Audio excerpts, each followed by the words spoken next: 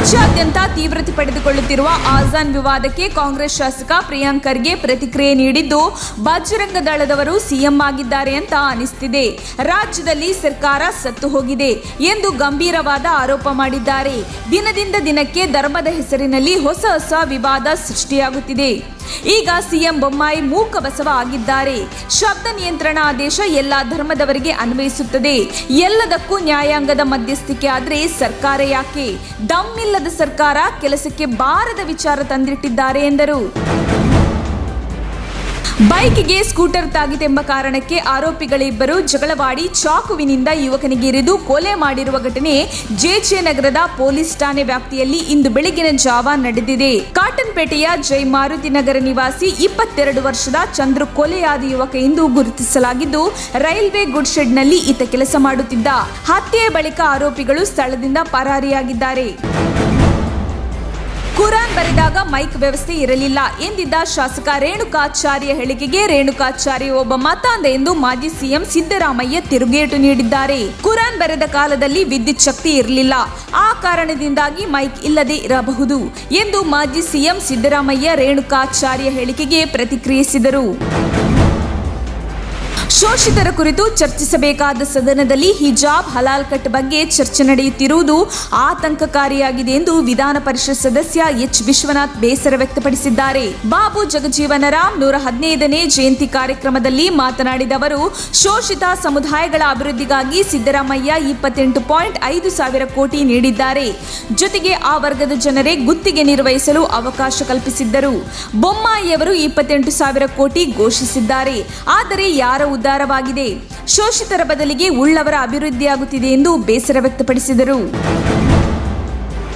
ದೇವಸ್ಥಾನ ಮತ್ತು ಮಸೀದಿಗಳಲ್ಲಿ ಧ್ವನಿವರ್ಧಕ ಬಳಕೆ ಕುರಿತು ಹೈಕೋರ್ಟ್ ಹಾಗೂ ಸುಪ್ರೀಂ ಕೋರ್ಟ್ ನೀಡಿರುವ ಡೆಸಿಬಲ್ ಪ್ರಕಾರ ಎಲ್ಲರೂ ನಿಯಮ ಪಾಲನೆ ಮಾಡಬೇಕು ಎಂದು ಪೊಲೀಸ್ ಆಯುಕ್ತ ಕಮಲ್ ಪಂತ್ ಹೇಳಿದ್ದಾರೆ. ಯಾವ ಪೂಜೆ ಸ್ಥಳಗಳಲ್ಲಿ ಹೇಗೆ ಧ್ವನಿವರ್ಧಕ ಬಳಸಬೇಕು ಎಂದು ಎಲ್ಲರಿಗೂ ತಿಳಿಸಿಕೊಡುತ್ತಿದ್ದೇವೆ. ಹೈಕೋರ್ಟ್ ಆದೇಶದಂತೆ ನಾವು ಕಟ್ಟುನಿಟ್ಟಿನ ಕ್ರಮ ತೆಗೆದುಕೊಳ್ಳುತ್ತಿದ್ದೇವೆ ಎಂದು ಅವರು ಹೇಳಿದರು.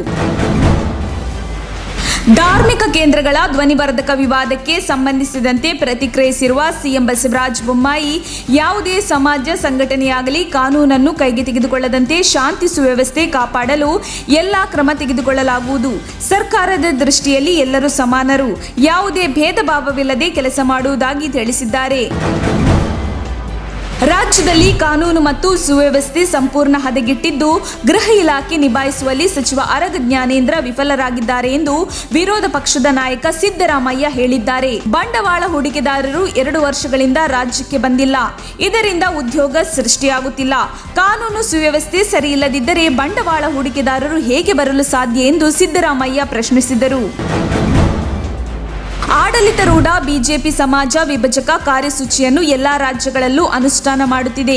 ಇತಿಹಾಸವನ್ನು ದುಷ್ಕೃತ್ಯದಿಂದ ತಿರುಚಲಾಗುತ್ತಿದೆ ಎಂದು ಕಾಂಗ್ರೆಸ್ ನಾಯಕಿ ಸೋನಿಯಾ ಗಾಂಧಿ ಹೇಳಿದ್ದಾರೆ. ಸಮಾಜದಲ್ಲಿ ದ್ವೇಷ ಬಿತ್ತಲು ಬಿಜೆಪಿ ಪ್ರಯತ್ನಿಸುತ್ತಿದೆ.